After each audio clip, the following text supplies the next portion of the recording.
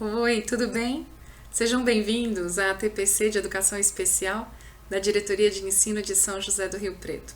Eu sou Kátia, professora coordenadora do Núcleo Pedagógico PCNP de Educação Especial. É muito bom termos esse tempo para conversarmos e refletirmos a respeito de temas que fazem parte do nosso cotidiano. O tema a ser trabalhado na TPC de hoje é Libras e acessibilidade no contexto educacional.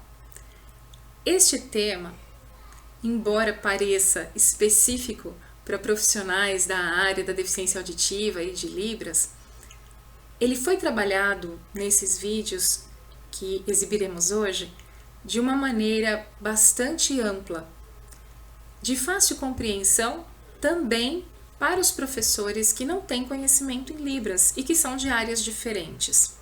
Quando eu pesquisei entre os grupos de professores de sala de recurso e o grupo de intérpretes de Libras e auxiliares a respeito do interesse sobre esse tema, a maioria de vocês se interessou, mesmo não sendo da mesma área. E isso só vem confirmar aquilo que eu já sabia. Nós, professores das áreas da educação especial, buscamos e queremos saber a respeito das áreas que não são especificamente a nossa de formação. Por quê? Porque nosso público é muito diverso.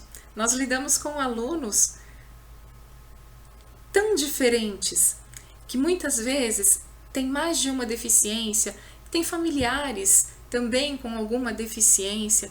Então, é muito comum que o professor da área da educação especial procure saber um pouquinho de cada coisa, procure e queira saber e queira aprender um pouquinho de cada área, independente daquela onde ele tem a sua especialização. E isso é muito bom, porque ampliar conhecimentos, trocar conhecimentos, só traz crescimento para todo mundo. Então, fiquei muito contente por saber que a maioria se interessava por esse tema. Foram preparados 3 vídeos e eu vou explicar como é que nós vamos trabalhar. 3 vídeos a respeito do tema, sendo que hoje nós trabalharemos os 2 primeiros vídeos. Então, será o primeiro vídeo, um intervalinho de 10 minutos e um segundo vídeo. O terceiro vídeo, ele é bastante específico para intérpretes de Libras. Ele fala sobre escolhas tradutórias. Este vídeo nós faremos numa próxima oportunidade, somente para interlocutores de Libras e professores da área da deficiência auditiva também que queiram participar, mas esse é mais direcionado, ele é mais técnico. Então, acredito que só esse público seria o ideal. Ainda não temos uma data para isso, e enquanto este público especializado em deficiência auditiva e em Libras terá essa formação com esse último vídeo, os outros professores das outras áreas terão o direcionamento de um outro trabalho, um outro tema. Mas isso numa próxima oportunidade. Hoje teremos os 2 primeiros vídeos, Libras e acessibilidade no contexto educacional. Teremos também o chat aberto, já está aberto. Participem, conversem, perguntem, troquem ideias. Quem será o palestrante? Denis Ferreira Lima, que é bacharel em Ciência da Computação pela Unesp de Rio Preto, é tradutor e intérprete de língua de sinais desde 1994, com atuação nos contextos religioso, clínico, educacional, artístico, cultural e midiático. Atua como intérprete musical do grupo Concerto desde 2016 e tem o certificado Pro Libras de 2015. Acrescenta-se uma pequena observação ao final desse currículo: é meu irmão mais novo. E para mim foi motivo de orgulho convidá-lo para participar dessa TPC, porque é um profissional competentíssimo e eu tenho certeza que trará informações importantes, que trará a possibilidade de uma interação bastante enriquecedora, tanto para ele quanto para vocês. Ele já conversamos sobre isso, assim que eu fiz o pedido, ele aceitou prontamente e elaborou os 3 vídeos com muito cuidado, com muito esmero. Vocês vão ver e eu tenho certeza que vocês vão gostar. Então, obrigada, Denis, por aceitar participar hoje aqui com os professores. Professores, obrigada pela atenção, pela boa vontade, pela participação e desejo a todos vocês um bom trabalho, uma boa troca de conhecimentos. Um beijo para vocês, fiquem com Deus. Tchau, tchau. Olá pessoal, tudo bem com vocês? Eu estou gravando esse vídeo a pedido da professora Kátia, PCNP de Educação Especial da Diretoria de Ensino de Rio Preto. A professora Kátia conversou comigo alguns dias atrás sobre alguns temas de interesse, temas que fossem relevantes para trabalhar junto com os interlocutores de Libras da Rede Pública Estadual da Diretoria de Rio Preto. Foi aí que surgiu a ideia da gente gravar esse vídeo. Então vou começar me apresentando, um breve histórico da minha experiência, né, como intérprete de Libras, e depois a gente discute um pouquinho mais sobre alguns temas que eu acho que são muito importantes na nossa área de atuação, e a gente pode trocar um pouquinho de experiência nesse sentido. Bom, como eu já falei, meu nome é Denis. Meu primeiro contato com a língua de sinais aconteceu finalzinho de 93, começo de 94, mais ou menos. Então já tem aí uns 26 anos, pelo menos, de estrada, né, de trajetória nessa área. Eu comecei por curiosidade com a língua de sinais, achava interessante, comecei adolescente ainda, mas já logo em seguida, muito jovem, já comecei a me envolver com alguns surdos e comecei a atuar como intérprete voluntário na igreja que eu frequentava. Na época nem se falava muito na profissão de intérprete, então acabei seguindo por outra área. Atuo hoje também profissionalmente como intérprete de Libras, mas atuo também na área de informática. E continuei seguindo ao longo do tempo aí, mais como intérprete voluntário, em igreja, enfim, situações mais informais, até que, e aí eu não lembro o ano exato que isso aconteceu, mas talvez 2013, 2014, mais ou menos, eu fui convidado para atuar como intérprete numa faculdade, num curso de teologia, e foi onde eu achei que talvez uma qualificação, uma certificação profissional fosse conveniente, e de lá para cá que eu comecei a atuar mais profissionalmente. Então, antes disso, né, já tinha começado lá em 2005 a certificação para Libras. Na época eu não me interessei, mas depois desse convite para trabalhar na faculdade, eu fui atrás, fiz a prova do ProLibras de 2015, foi a última que teve, então sou certificado ProLibras como tradutor e intérprete. Ao longo desse tempo, seja antes ou seja depois, né, desse marco que eu comecei a atuar mais profissionalmente também, eu já atuei em vários contextos de interpretação, em várias situações diferentes. E mais recentemente, no ano passado, eu fiz alguns trabalhos para a internet com a Janela, né, o padrinho de livros no canto da tela. E esse ano agora, por conta da pandemia e do coronavírus e o avanço das lives, acabei atuando também já em 2 lives até o momento. E o engraçado é que na hora que a professora Kátia entrou em contato comigo, perguntando, né, sobre os temas em que ela poderia trabalhar com os interlocutores de Libras da rede de ensino, foi na mesma semana que eu tinha acabado de fazer uma live, tinha recebido o convite para minha segunda live e tinha recebido também um vídeo de um surdo comentando sobre a atuação dos intérpretes nas lives. E um dos comentários que ele fez e sobre a questão de ter intérpretes muito bons, intérpretes nem tanto, intérpretes que sinalizavam libras de fato, enquanto outros faziam mais português sinalizado. E esse já é um tema que me incomoda, em que eu tenho trabalhado e pesquisado já, acho que há pelo menos um ano, que é a questão da qualidade da tradução de libras. E quando a Kátia me perguntou o que a gente poderia trabalhar, o que poderia ser interessante, e eu estava nesse contexto, né, nesse momento de lives, de questionamentos sobre qualidade dos intérpretes e tudo mais, e de imediato eu pensei nesse tema, na nossa qualidade, na interpretação, na qualidade do nosso serviço como intérprete de Libras. Tem uma amiga minha, uma colega de profissão, uma intérprete também, que ela diz que para você ser um bom tradutor e intérprete não basta ter um conhecimento de sinais. Não adianta você ter um vocabulário amplo, 1.000, 2.000, 3.000, 5.000 sinais diferentes. A gente precisa saber também verter de uma língua para outra. Então, verter da língua portuguesa para a língua de sinais ou vice-versa, pensando aqui no nosso contexto.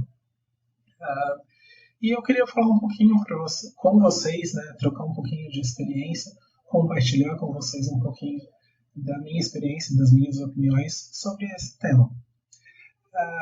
Eu não sei exatamente a experiência, a formação de vocês, como aconteceu, mas por conta de ter começado há muito tempo atrás, antes de regulação de profissão de intérprete, antes de oficialização da Libras como língua, enfim, o que eu percebo é que muitos intérpretes, esses mais antigos assim da minha época, começaram na raça, começaram aprendendo Libras, se envolveram com os surdos e acabaram se vendo obrigados a atuar como intérprete. Mais recentemente foram surgindo os cursos de formação em Libras, cursos de especialização em tradução e intérprete, mas o que eu percebo é uma carência ou uma deficiência, não sei exatamente qual termo seria o mais adequado, mas em relação à formação nesse sentido mesmo, de tradutor e intérprete. Os cursos que eu conheço, eu não posso falar por todos, não conheço todos, obviamente, mas enfim, a maioria dos cursos que a gente vê por aí são cursos que ensinam sinais, vocabulário, listas de sinais. Esses cursos e às vezes a interação com os surdos ajudam muito a gente na fluência da comunicação em Libras.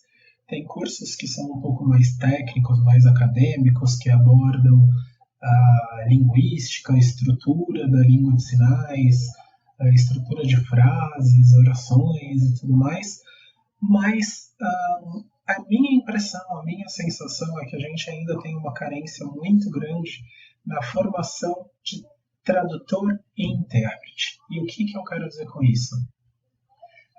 Não basta conhecer uma língua para ser um bom tradutor e intérprete daquele idioma. Por exemplo, se eu sei falar, e eu não sei, tá, gente, mas se eu sei falar perfeitamente, fluentemente o inglês, alemão, japonês, italiano ou qualquer outro idioma, isso não faz de mim automaticamente um tradutor nesses idiomas, e muito menos um intérprete. E na questão da língua de sinais é a mesma coisa. Eu falo que não tem diferença nenhuma, é um outro idioma. A única diferença é que a modalidade não é oral e sim gestual e visual. Mas com relação à complexidade, com relação à necessidade de tradução, à qualidade de tradução, a capacidade, a competência para verter de uma língua para outra é a mesma de qualquer idioma oral. Bom, vocês viram que eu falei bastante sobre tradução e interpretação, então eu vou trazer aqui a pesquisa, e como eu falei, existe uma carência, existe uma deficiência, até mesmo na literatura em relação às línguas de sinais, então eu vou trazer definições de tradução e interpretação das línguas orais mesmo, do que a gente encontra na literatura, tá? A literatura define a tradução como sendo a codificação de um texto escrito. O que isso quer dizer? O tradutor pega um texto, um livro, um artigo, uma matéria qualquer, texto escrito em determinado idioma, ele vai traduzir e vai produzir um outro texto, um texto final, também escrito, um registro escrito em outro idioma. Enquanto que a interpretação é a codificação do texto oral. A interpretação ela se dá principalmente, pode ocorrer, na verdade, de 3 maneiras.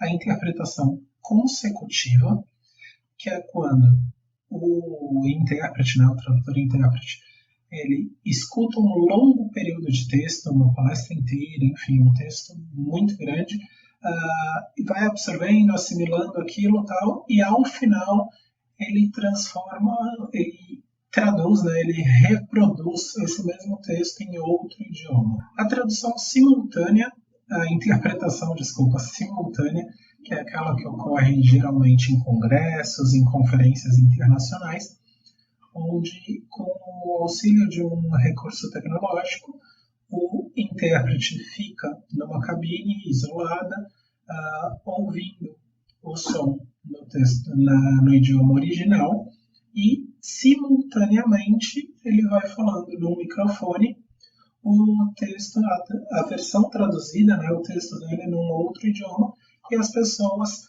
recebem aquilo por meio de fones de ouvido.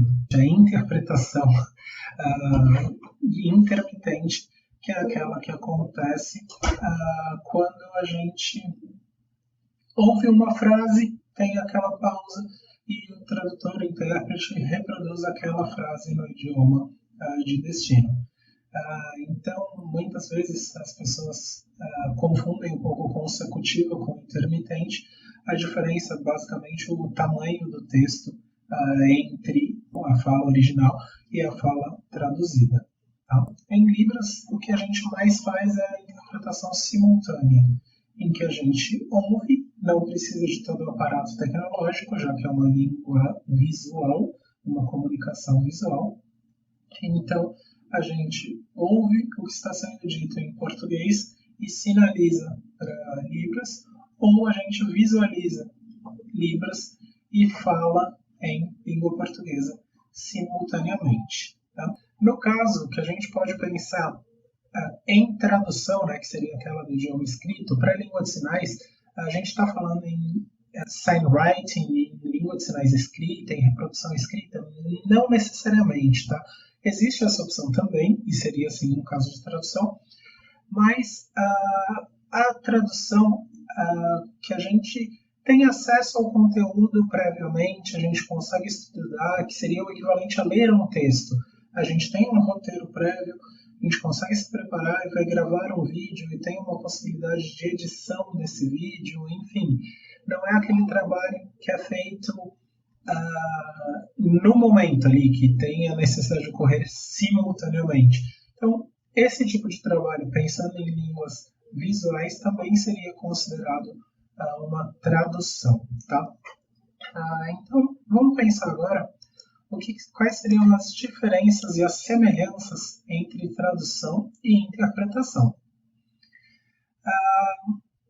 O processo tradutório é o mesmo nos dois. O que é o processo tradutório?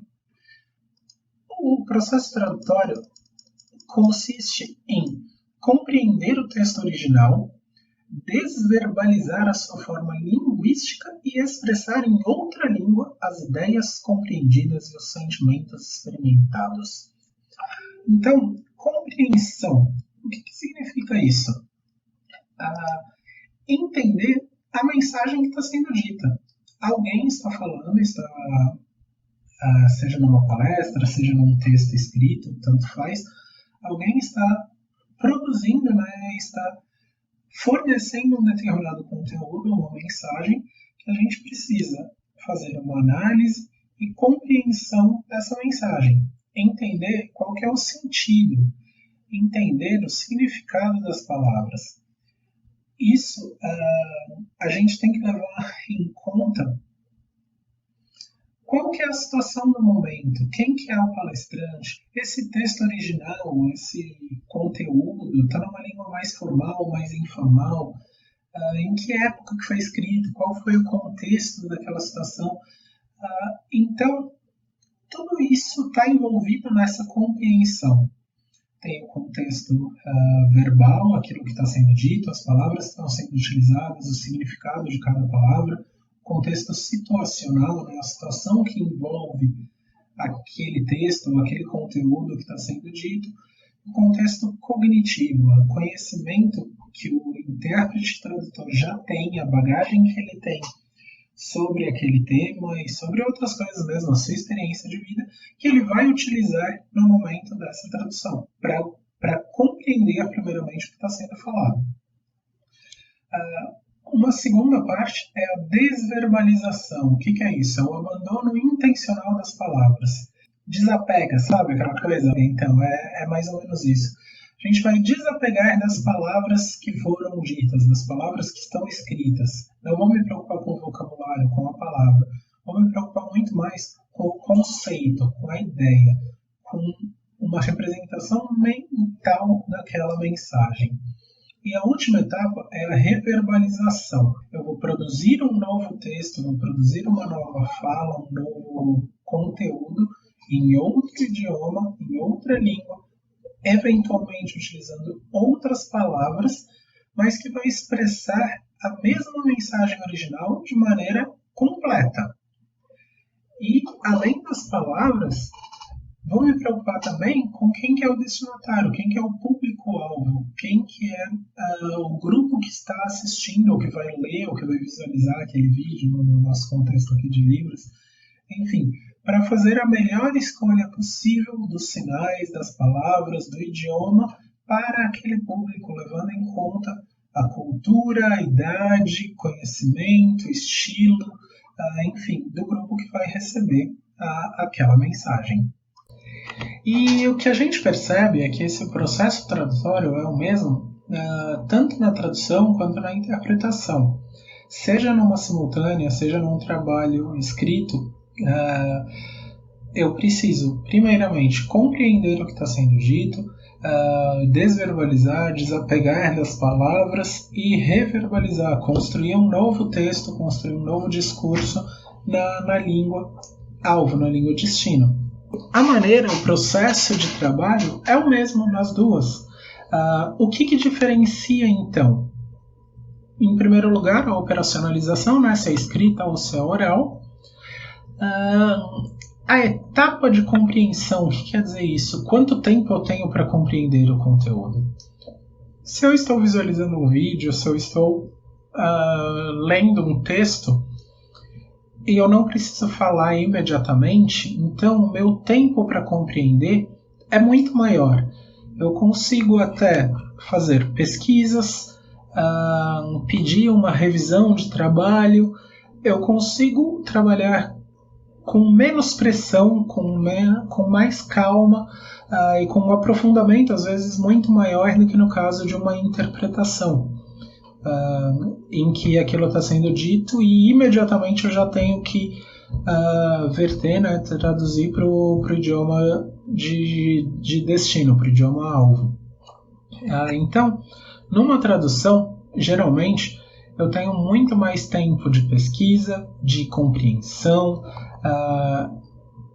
A exigência, o grau de domínio da língua, do próprio assunto e da cultura-alvo também é menor, porque eu tenho mais tempo para pesquisar, para me preparar. Então, eu não conheço nada do jargão médico, jargão jurídico. Mas ok, é um texto escrito, eu vou produzir um vídeo, estou aqui com o roteiro na minha mão, eu tenho tempo para estudar isso, para me preparar. Já no caso de uma simultânea, né, de uma interpretação, não. Eu estou ouvindo ali, surgiu uma palavra nova, eu não faço a mínima ideia do que aquilo significa, mas eu preciso traduzir imediatamente. Eu não tenho como pedir, dá um tempo aí, eu vou ali procurar um dicionário e tal, já volto e aí continuo interpretando para você. Não dá. Então, o grau de exigência do assunto, de conhecimento do tema, da cultura-alvo, do público para quem se está falando e tal, acaba sendo muito maior numa interpretação, porque você tem que usar aquilo ali naquele momento. Você não tem como parar e continuar depois. O ritmo de trabalho também muda, né? Numa tradução, posso ser mais lenta, deu um determinado tempo, cansei, minha cabeça não está mais funcionando, a gente tem como parar. No caso de uma interpretação, não. E até por isso que em congressos, todos os trabalhos de interpretação simultânea geralmente são feitos em duplas, às vezes até trios, com um revezamento. No caso, para Libras, né, o recomendado é que a cada 30 minutos aproximadamente, algumas pessoas falam 20, outras 40, enfim, mas vamos ficar na média aí, a cada meia hora a gente tem um rodízio, uma troca de intérprete, para não sobrecarregar tanto física quanto mentalmente. No caso da interpretação, né, da tradução para a língua de sinais, ainda tem um aspecto físico também. Então, assim, o ritmo de trabalho numa tradução é mais lento, mais calmo, não vou nem dizer mais lento, mas é mais calmo. Numa interpretação a pressão é maior, o ritmo de trabalho acaba sendo um pouco mais acelerado. Possibilidade de revisão é outra diferença. Na hora que eu terminei um vídeo, terminei um trabalho escrito, posso pedir opinião de colegas, de revisores, sobre a qualidade daquela tradução. No caso de uma interpretação, não. O máximo que você tem é o apoio do segundo intérprete que vai revisar ali com você, que na hora que perceber que você está tendo uma dificuldade ou não, pode te dar um sinal, pode dar uma dica, pode te ajudar ali naquele momento. Mas não existe muita possibilidade de revisão. Então a gente está vendo assim que a interpretação exige muito mais do profissional do que a tradução. Por outro lado, a última diferença aqui é a durabilidade do produto. O que quer dizer isso? Numa tradução, o seu vídeo vai ficar eternizado, o seu texto escrito vai ficar eternizado, ele tem uma durabilidade muito maior. Eterna é forte, mas enfim, muito maior. No caso de uma palestra, acabou a palestra ali, se você foi um excelente intérprete, uma semana depois, enfim, algum tempo depois, as pessoas ainda vão lembrar uma coisinha ou outra do conteúdo. Mas os seus erros, falhas, não sei o que, a menos que tenha sido muito gritante, também vão ser esquecidos rapidamente. Então, assim, a pressão é maior, a exigência é maior, mas o seu produto é mais passageiro. Ele não fica registrado ali, não fica gravado eternamente. Voltando para as semelhanças, se o processo tradutório é o mesmo, o domínio que eu tenho que ter dos idiomas também é o mesmo. Pensando no nosso contexto, tradução português Libras e Libras português, eu preciso dominar, eu preciso ser fluente nos dois idiomas. Conhecer estrutura gramatical, conhecer significados, contextos, gírias, expressões, enfim, eu preciso dominar os dois idiomas. E a capacidade, a necessidade de compreender e de expressar ideias em várias áreas de conhecimento também é a mesma. A gente já falou da diferença, né? No caso de uma tradução, existe a possibilidade de uma pesquisa, no caso da interpretação, não, mas ainda assim eu preciso ter capacidade de agir em várias áreas de conhecimento. E uma coisa que não é demérito para ninguém, que não é um pecado capital, se você, intérprete, não se sente confortável, não se sente capaz para atuar em determinada área de conhecimento, não é erro, não é ruim, não é feio, não é incapacidade você recusar um serviço e dizer não, nessa área eu não consigo, tá? E falando em áreas de tradução aqui, eu estou lendo meu roteirinho aqui, minha cola, a gente entra um pouco nos contextos diferentes de interpretação. Como eu já tinha antecipado lá na minha apresentação, eu já atuei em vários desses contextos e a gente pode citar alguns aqui. Contexto religioso, vou começar por esse, que foi o que eu comecei a atuar. Contexto clínico e de saúde mental, então uma consulta médica, uma consulta com um psicólogo, psiquiatra. Serviços sociais, questão de apoio, assistência social, famílias em situações de vulnerabilidade, problemas. Contexto artístico-cultural, seria uma interpretação de teatro, de musical. Já tive a oportunidade de atuar nesses contextos também. Em alguns casos, como o próprio personagem, então tinha lá vestimenta, fantasia, enfim, a roupa mesmo era parte da própria peça, mas como intérprete de Libras, em outras situações no cantinho só como intérprete. Então, mesmo no mesmo contexto artístico-cultural, essa situação, você é um personagem, você está dentro da peça ou você é um mero intérprete? Muda a sua maneira de se comportar. E tudo isso tem a ver com aquilo que a gente estava falando, do contexto de atuação, do contexto, a cultura e o público-alvo, a maneira como se interpreta. A interpretação em conferências, palestras, interpretação em contextos educacionais, que é o que vocês dominam muito mais do que eu, né? O que vocês acabam trabalhando diariamente. Contexto de trabalho, emprego, entrevista de trabalho, recursos humanos de uma empresa, palestras, não palestras, né? Mas a própria aculturação de um profissional, de um funcionário surdo numa empresa nova. Então tudo isso entra nesse contexto. Contexto jurídico, acho que esse é um dos que eu tive atuação zero até hoje, não tenho experiência nenhuma no meio jurídico. Ou atuação em contextos pessoais e familiares, tanto em situações corriqueiras e agradáveis, como reunião de família, encontro de família, coisas do tipo, como em situações mais delicadas, como brigas de família, ou eu tive, por exemplo, a necessidade de interpretar para um surdo no velório e sepultamento do próprio pai dele. Então, são situações que exigem de nós adaptação. Cada contexto desses exige uma adaptação, exige uma maneira de se portar e uma escolha de vocabulário e de conteúdo diferenciada.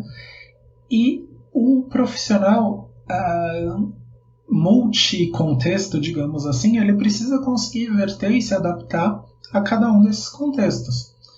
E como eu estava falando no começo, meu caso jurídico, não conheço sinal jurídico, não conheço vocabulário jurídico, não é a minha área de atuação nem profissional, nem como intérprete, né, que também é a minha profissão, mas enfim, não é a minha profissão principal hoje. Mas enfim, se eu tiver uma convocação, um chamado, precisa tal, não é problema nenhum dizer não me sinto habilitado, não me sinto capacitado para interpretar neste contexto. Contexto artístico, música, mas música é uma outra longa discussão. Música faz sentido ou não faz sentido para surdo? Preciso traduzir, não preciso traduzir, enfim, o surdo gosta, não gosta. Não é o nosso foco aqui discutir isso, mas você não se sente à vontade com a interpretação de músicas, não sei, não gosto, não sei como fazer, ok, não tem problema nenhum dizer não faça. E assim, para finalizar nosso primeiro bate-papo aqui, vamos ver com a professora Kátia se a gente vai ter oportunidade de outros ou não. Então, o mais importante assim, que eu queria que ficasse gravado diante de tudo isso é essa questão da preocupação com a essência da mensagem. Colocar um intérprete não significa dar acessibilidade. Acessibilidade é um termo da moda hoje e as pessoas confundem. Ter um intérprete ali significa tornar aquele evento acessível. Não necessariamente, e aí a gente volta, por exemplo, lá do começo das lives. Se o intérprete que está ali não se sente à vontade com aquele tema, não se sente capacitado para aquele tema, se ele não faz uma boa interpretação daquele tema, não foi promovida a acessibilidade. Acessibilidade é tornar o conteúdo acessível, compreensível na língua, na cultura, na realidade do surdo. Um exemplo que eu posso dar A história vocês todos devem conhecer, A Bela e a Fera. Há alguns anos atrás, eu levei meus filhos para assistir A Bela e a Fera no teatro.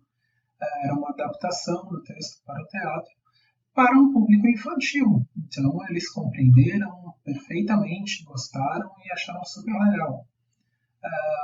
Acho que foi no ano seguinte, não me recordo exatamente, mas enfim, eu fui com a minha esposa ao cinema assistir A Bela e a Fera.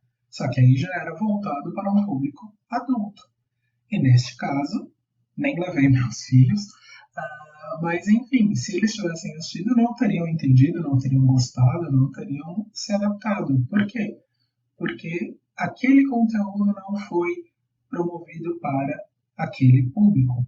O conteúdo da Bela e a Fera, o texto é o mesmo, o texto original, vamos dizer assim, é o mesmo. Mas aquele conteúdo para o cinema não foi produzido pensando para um público infantil.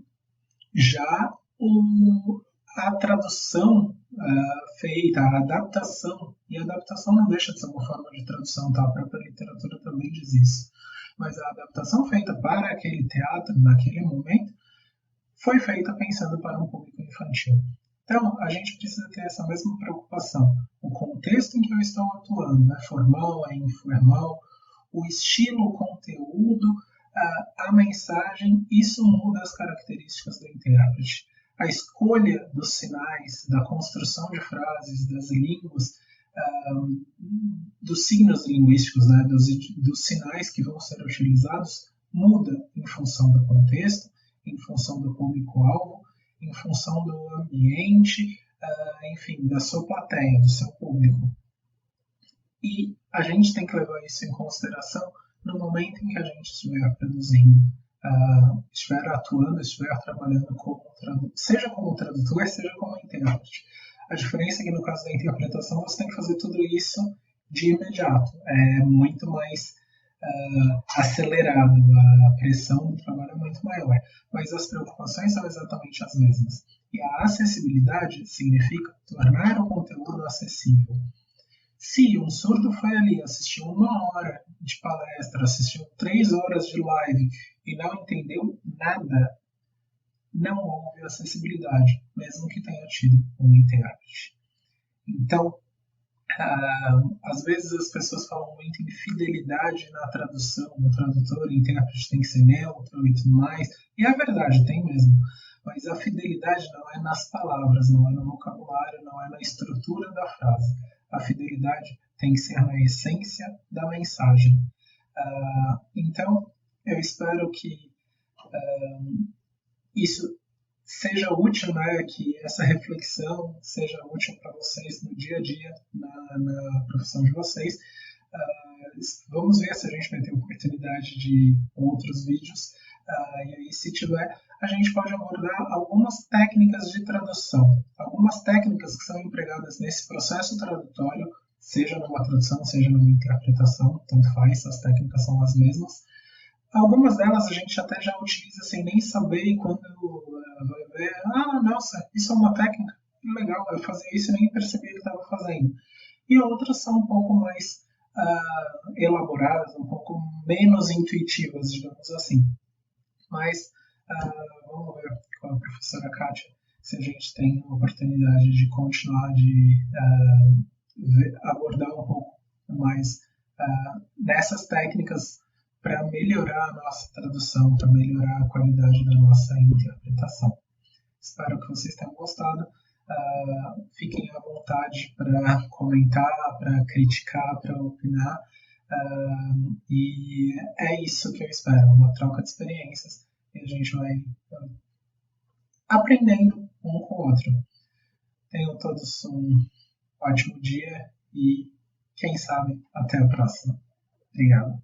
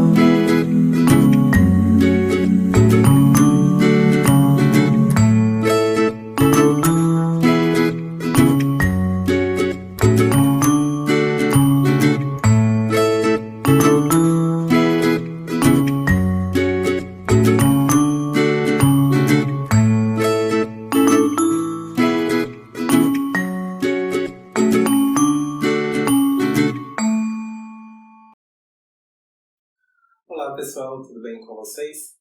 Meu nome é Denis, eu sou intérprete de Libras. Estou gravando esse vídeo a pedido da professora Kátia, PCNP de Educação Especial da Diretoria de Ensino de Rio Preto.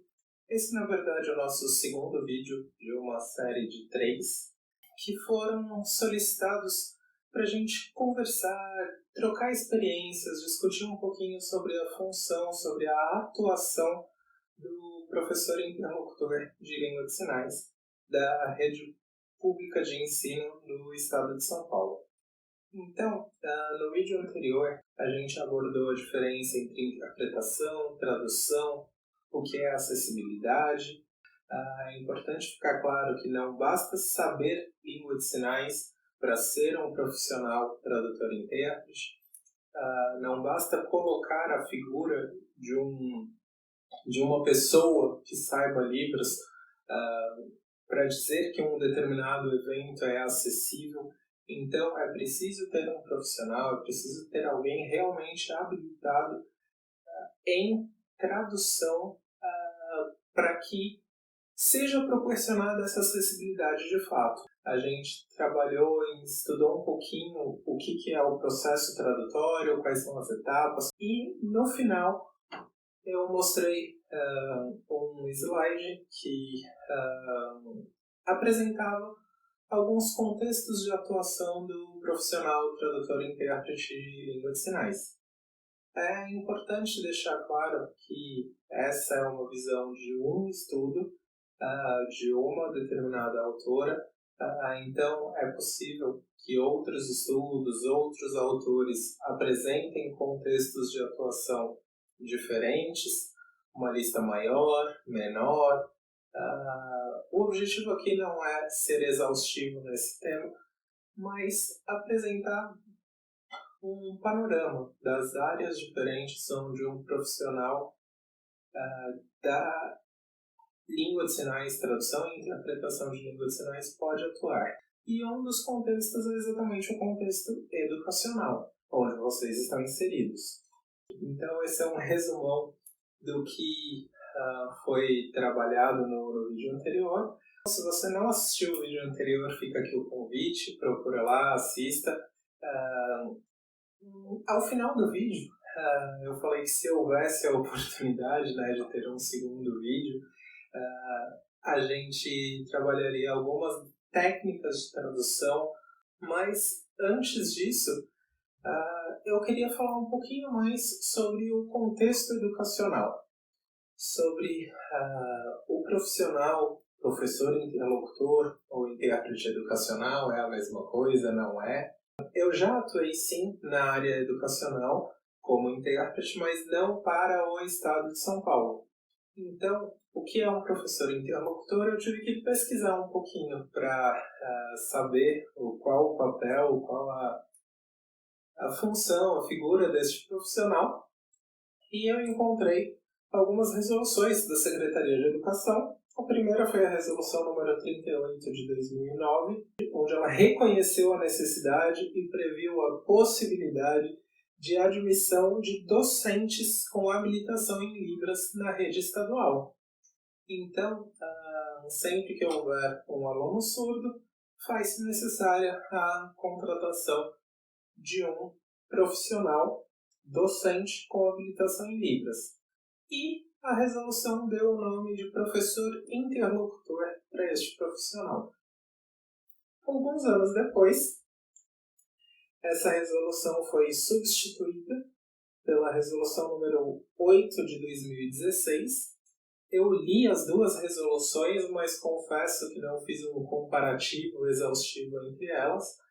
E a coisa que mais me chamou a atenção, a principal diferença, que me chamou mais a atenção entre as duas resoluções é que em 2016 foi incluída também a habilitação em guia e interpretação para atender aos alunos com surdo-cegueira. No restante, as duas resoluções elas mudam, claro, alguns termos, alguma coisinha e tal, mas não me pareceram mudanças muito significativas. E nas duas resoluções se menciona que a função deste profissional professor interlocutor é proporcionar acesso aos conteúdos curriculares para o aluno surdo, ou em 2016 incluiu-se ali o aluno surdo-cego, ou seja, para os usuários da língua brasileira de sinais. Então, a gente já começa com uma questão um pouco polêmica. O professor interlocutor é ele que deve ensinar para o aluno surdo? Quando eu falar aqui aluno surdo, eu estou me referindo também ao surdo cego, tá? Só para não ficar repetitivo ou me referir aos dois como surdos. É a função do professor interlocutor ensinar para este aluno? Qual a função, qual a atividade primária para o qual esse profissional, o professor interlocutor, foi contratado? De acordo com essas duas resoluções, o professor interlocutor ele não foi contratado para ensinar. A responsabilidade de ensinar continua sendo dos professores regulares, do professor regente da sala ou da disciplina naquele ano, naquela série escolar. O professor interlocutor ele foi contratado para mediar a comunicação do aluno surdo no ambiente escolar. O que quer dizer isso? O professor interlocutor é um nome diferente que foi dado pela Secretaria do Estado para o intérprete do contexto educacional. Então, em outras áreas na rede municipal, na rede particular, no ensino superior, enfim, a gente costuma usar o termo intérprete educacional, é contratado um intérprete, um tradutor-intérprete de Libras, e a Secretaria de Educação do Estado de São Paulo denominou a este mesmo profissional intérprete educacional. Uma grande diferença, sim, é que a Secretaria Estadual de Educação exigiu a habilitação docente, formação docente para este profissional.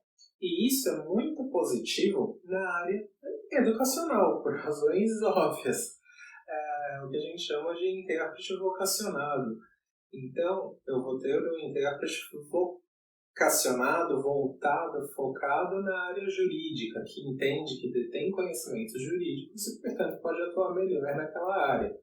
Um outro intérprete com conhecimentos da área pedagógica, da área de educação, que é o caso de vocês, para atuar como intérprete na área de educação.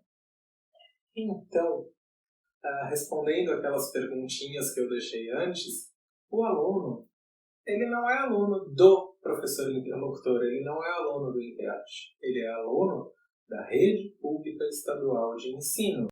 Ele é aluno da disciplina de geografia da professora Mariazinha, da disciplina de história da professora Joana, da disciplina de ciências do professor Pedro e por aí vai. Então, a responsabilidade de ensinar é do professor regente, é do professor regular, responsável por aquela disciplina. O papel do interlocutor, o papel do intérprete, e eu vou me dar o direito de me referir a vocês como intérprete, porque mesmo neste contexto escolar, a principal, a função, como a gente acabou de ver, de atuação de vocês é mediar a comunicação, é interpretar. A função do intérprete nada mais é do que viabilizar a comunicação entre o aluno surdo e as demais áreas do ambiente escolar. O que são essas demais áreas? É só a comunicação entre aluno e professor? Não.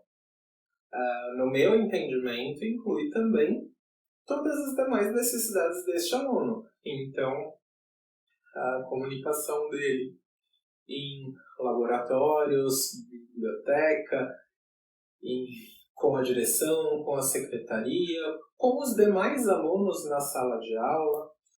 E nessa linha de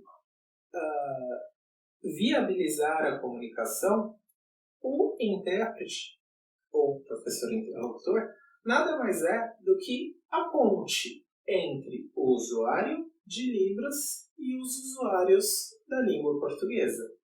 Ele vai fazer a mediação entre essas duas áreas, entre esses dois grupos de pessoas, entre pessoas desses dois idiomas diferentes.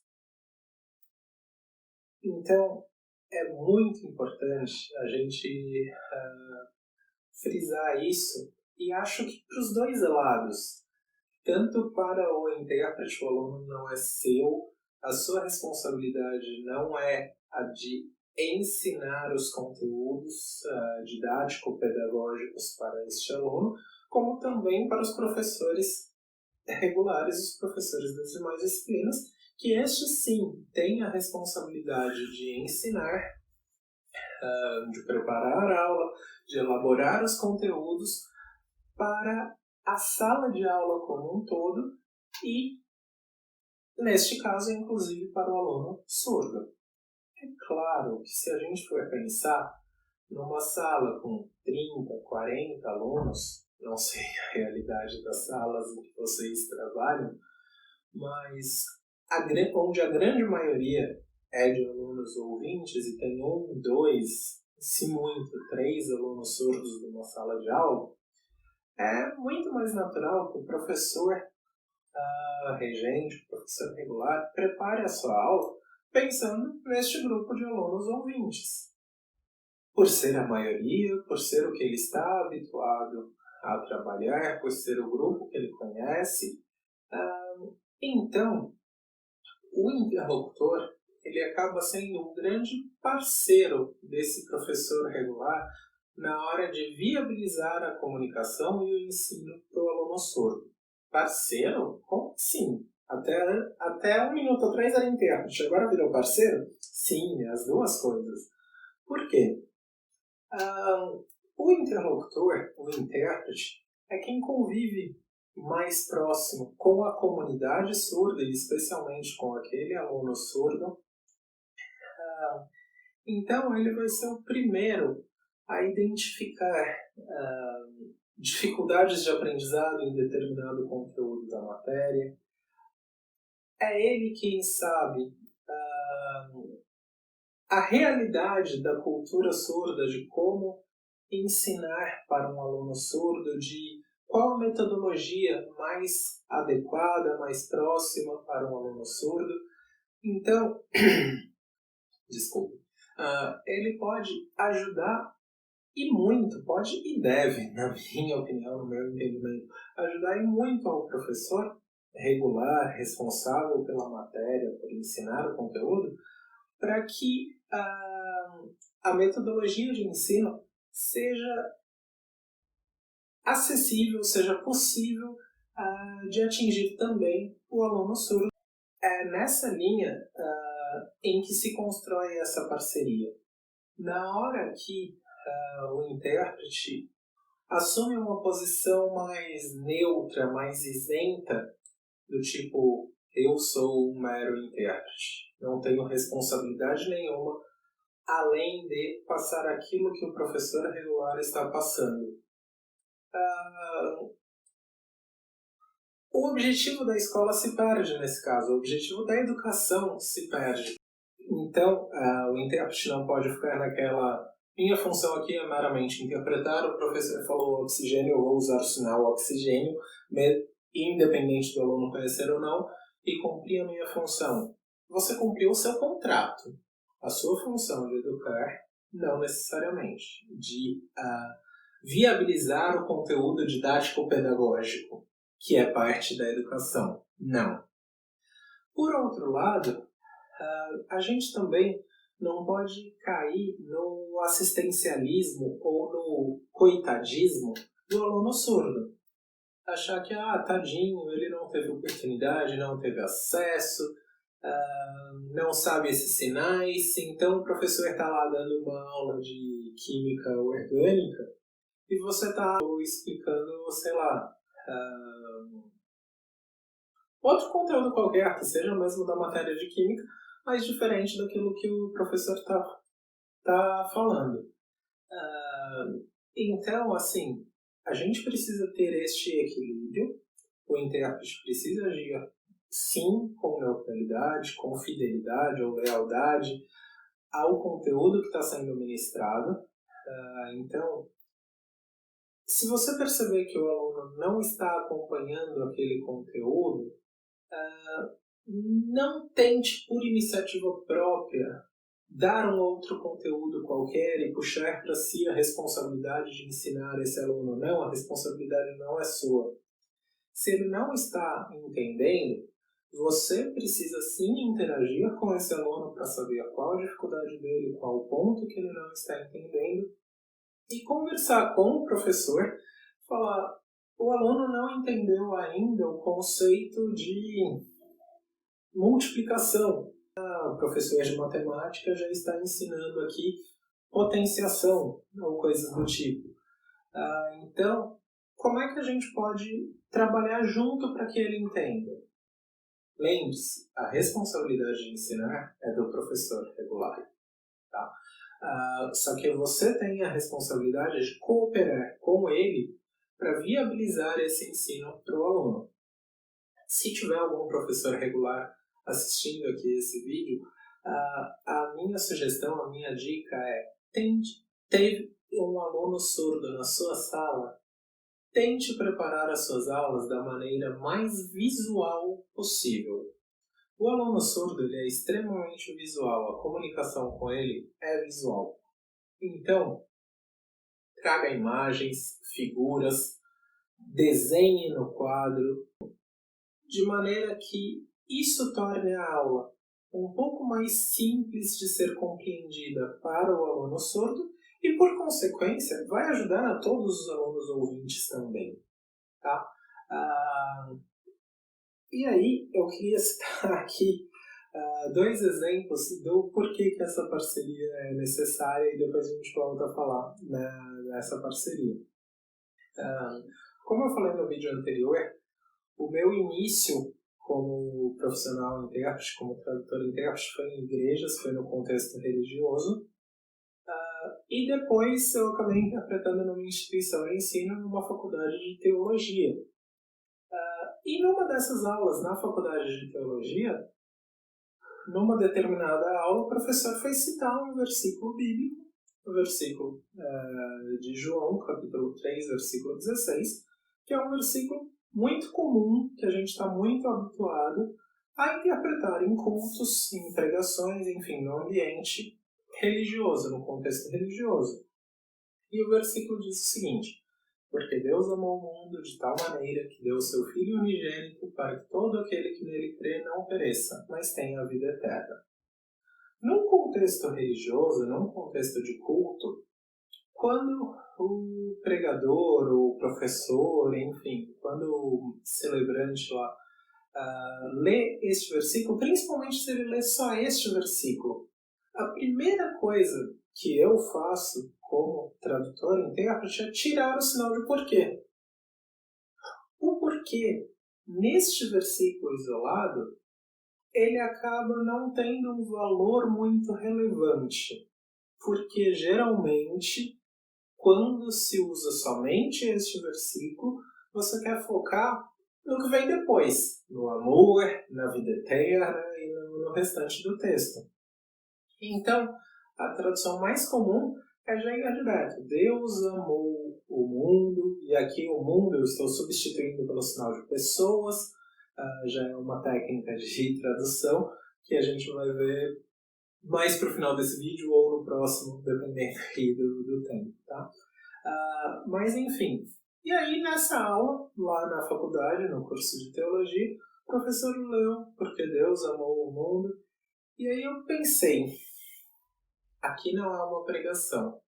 Eu não sei qual é o objetivo dele. Eu não sei se ele vai abordar amor, vida eterna, se ele vai fazer uma referência ao que vem depois, ao que vem antes, fazer uma análise contextual deste versículo. E aí na hora de traduzir eu coloquei por que Deus amou as pessoas.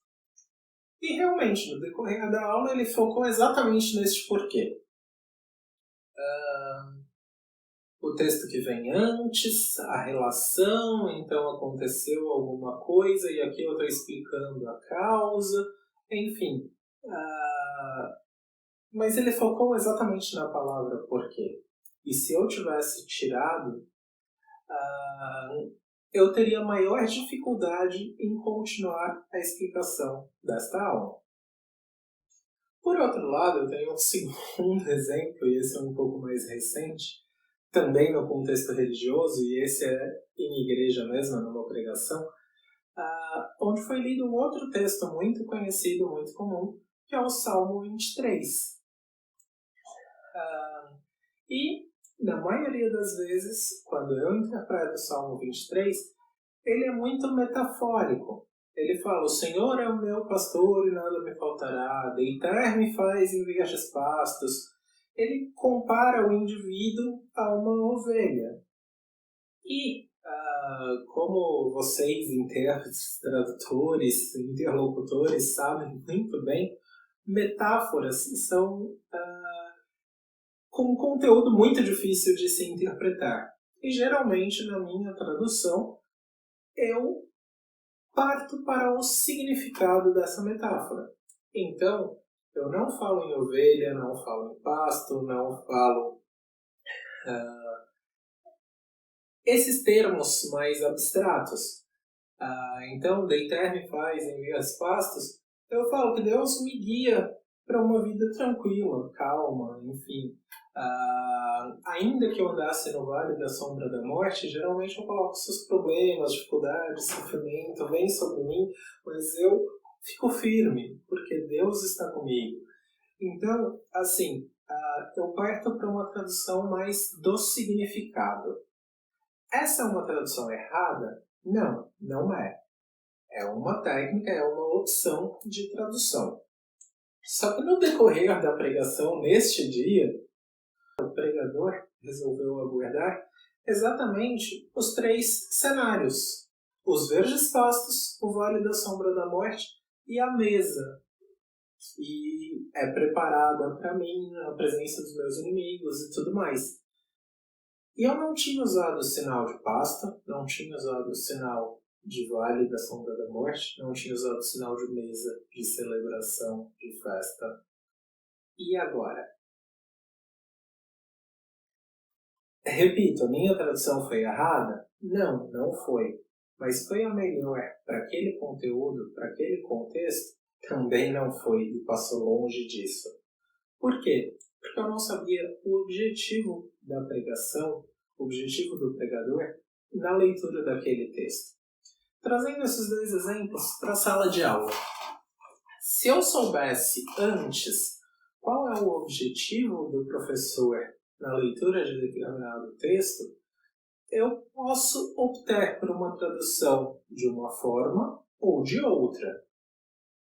Vou pegar um outro exemplo aqui, e aí é um exemplo provavelmente mais da educação infantil, onde vocês não atuam tanto, mas que seria, por exemplo, a história dos 3 porquinhos.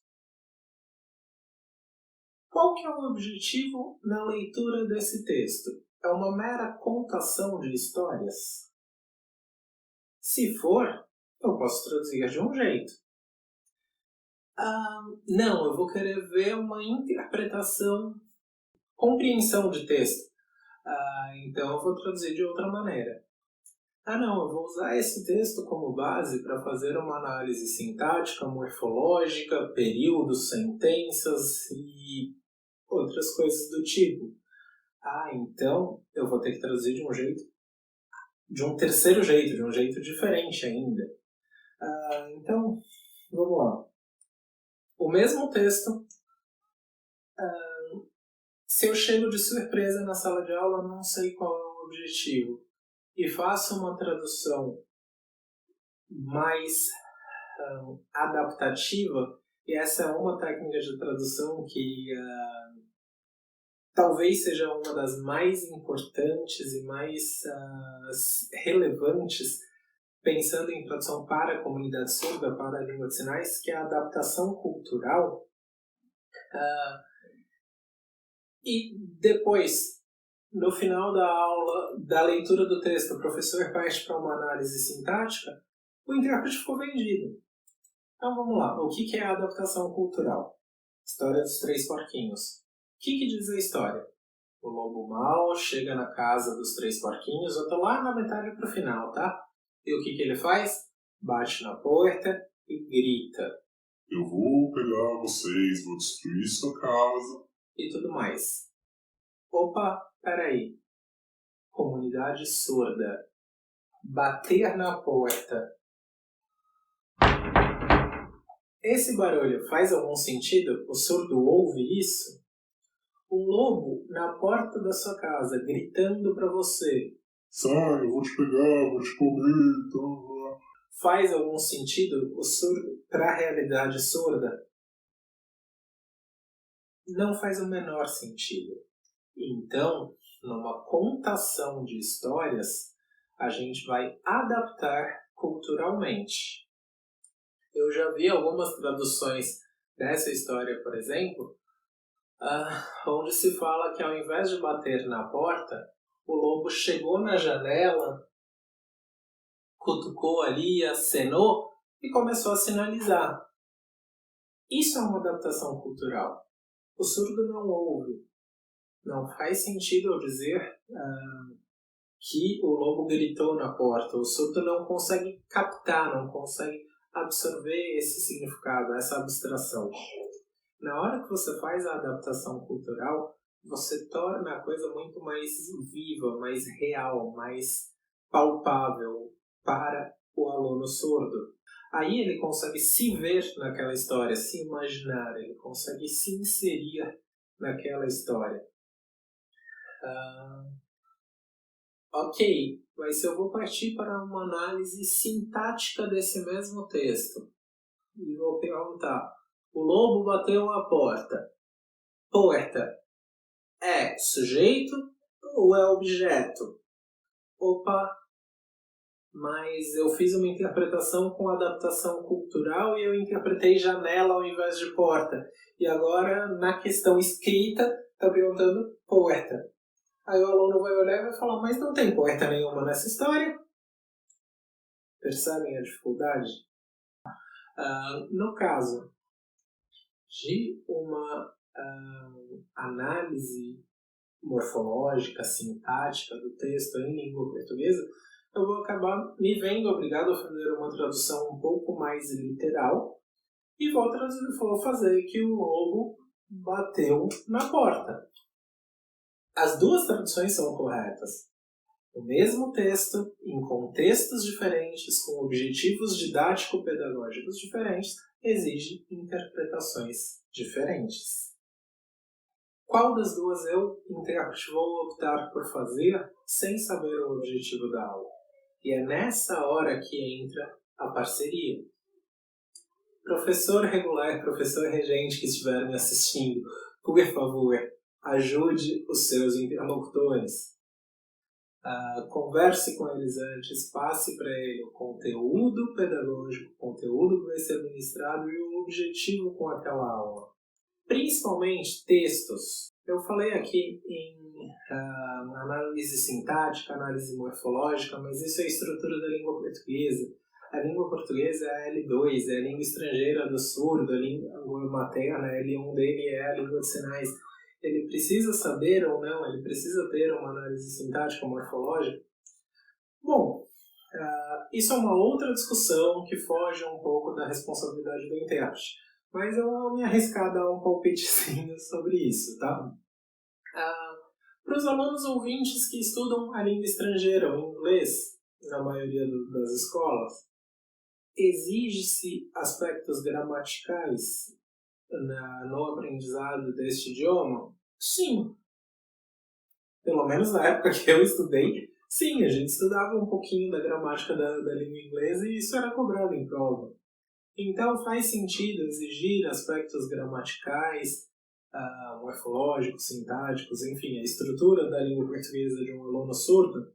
Sim. Sendo uma língua estrangeira? Sim. A forma de ensinar, mesmo essa estrutura gramatical, para um aluno surdo, muitas vezes precisa ser adaptada.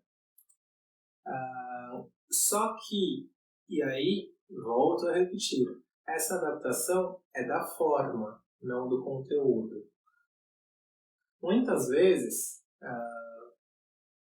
o professor está lá explicando as 10 classes gramaticais da língua portuguesa. E aí o intérprete sabe que na Libras, por exemplo, a gente não usa artigo. Então eu vou omitir, vou fingir que não existe artigo e não vou falar para ele de artigo? Não. Ele usa a língua portuguesa, principalmente na sua modalidade escrita, como apoio. E ele precisa conhecer o artigo. Ele tem o direito de conhecer o artigo, de conhecer a conjugação verbal, a concordância de gênero. Então, professor e intérprete, não altere o conteúdo da aula. Não ensine um conteúdo seu porque você acha, e aí voltando por exemplo da matemática, o aluno ainda não sabe multiplicação e já estamos ensinando potenciação. Ele veio da educação do ensino fundamental, da educação infantil, enfim, das primeiras fases ali do fundamental, sem os conhecimentos mínimos necessários. E chegou aqui agora e está aprendendo potenciação, mas ele não entende direito a multiplicação.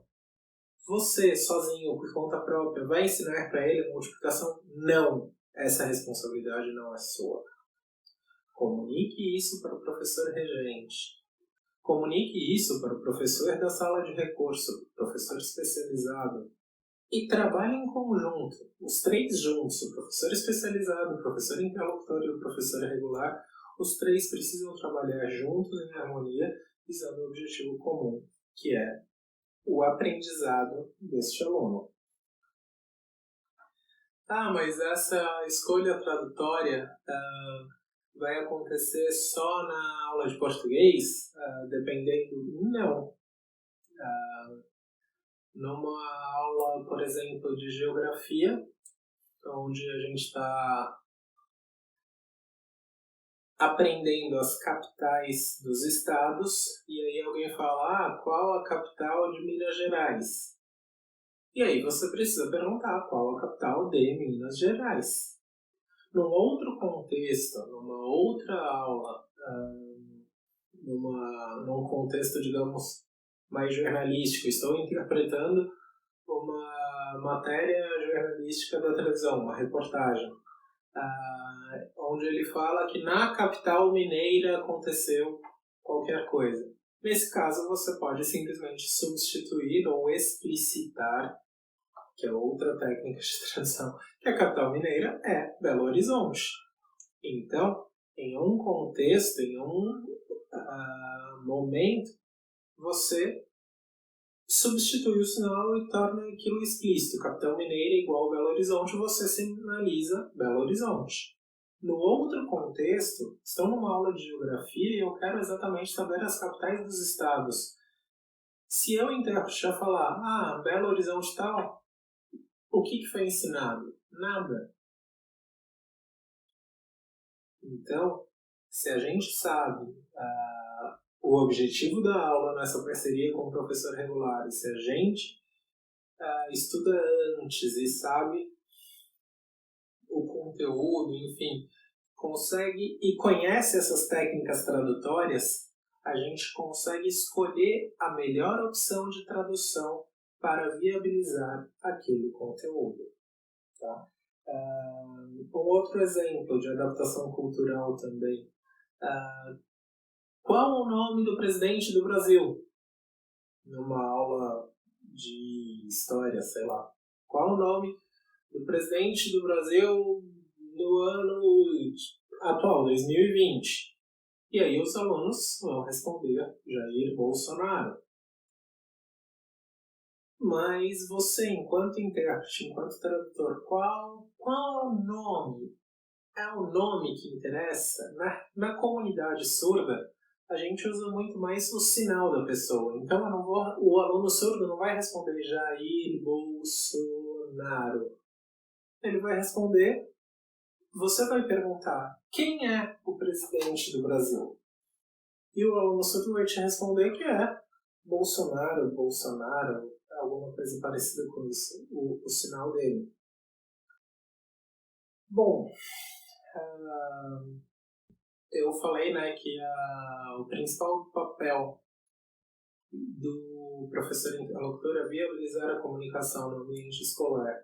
E essa comunicação inclui também os outros relacionamentos, as outras comunicações necessárias do aluno surdo no ambiente escolar.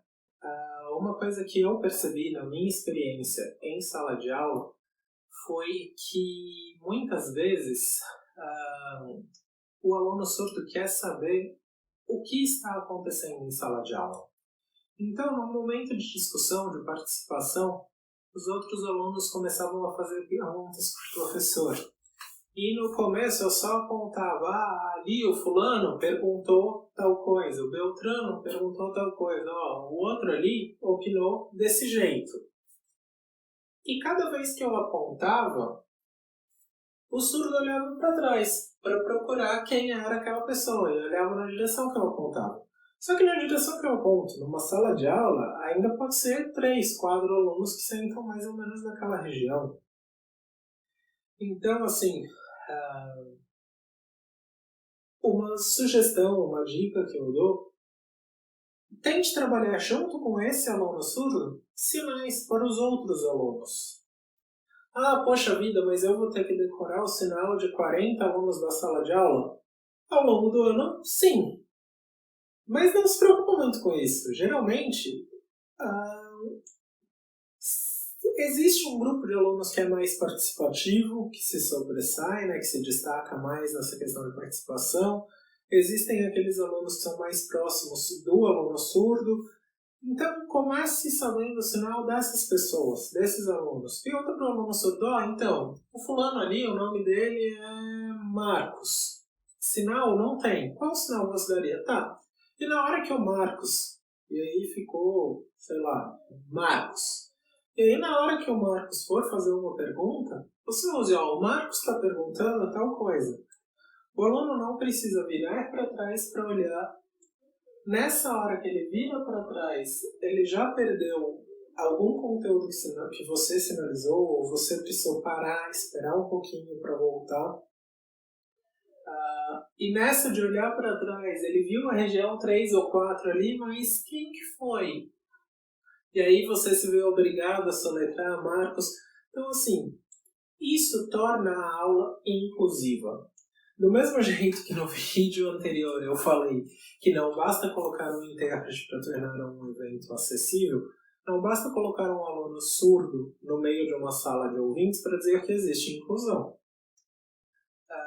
A inclusão é a participação em todo o contexto escolar, nesse caso. Então, para que haja inclusão de fato, para que haja acessibilidade de fato, para que o aluno surdo saiba tudo o que está acontecendo ao seu redor, ele precisa saber quem é o aluno que está perguntando pelo professor. Ele precisa saber não só qual a pergunta, qual a dúvida, mas também quem está perguntando. Os outros alunos sabem porque só ele não tem esse direito. Por fim, um último conteúdo, uma última dica, e essa dica nem é minha, mas eu vi na internet de uma outra intérprete, inclusive, a sugestão de ter aquelas ponteiras laser de apresentação junto com você. Então, por exemplo, numa aula de geografia, o professor está lá ensinando as capitais e vai falar do estado da Paraíba e que a capital da Paraíba é João Pessoa. Paraíba, no mapa, é um estado relativamente pequeno, é difícil de você localizar, e se o aluno é daqui da região sul, sudeste e tal, talvez ele não tenha tanta familiaridade, não conheça. E aí você tem duas opções, ou você aponta e mostra, tá vendo lá, Bahia, mais pra cima, vai subindo até chegar, tal. Ou você levanta, vai até o quadro, aponta, tal. Ou a sugestão dessa intérprete de você ter uma ponteira laser e a professora lá, o professor falou sobre o estado da Paraíba, você aponta com o laser. Então, de uma maneira muito mais rápida, mais prática, mais visual, mais objetiva, você indica para o aluno onde está aquele conteúdo no mapa. Então, assim, são algumas dicas, algumas sugestões que a gente pode ter para melhorar a nossa atuação enquanto profissional, tradutor e intérprete, mas a principal, o foco mesmo é a parceria com os professores das disciplinas e buscar se preparar antes, ter o conteúdo objetivo. Aí muitas vezes o professor regular pode estar se perguntando, tá? Mas então eu vou ter que passar em detalhes toda a minha aula antes para o intérprete, para ele decorar a minha aula para passar para o aluno. Não é isso. É o conteúdo principal. Qual é o conteúdo que vai ser ministrado naquela aula? Eu vou ensinar potenciação. Ok. Vou ensinar interpretação de texto, análise sintática, análise morfológica e tal. Conteúdo principal, vai ter algum texto, vai ter algum vídeo, vai ter algum recurso a mais? Que recurso é esse? De preferência, recursos visuais. Então, é coisa de 2 minutos de conversa.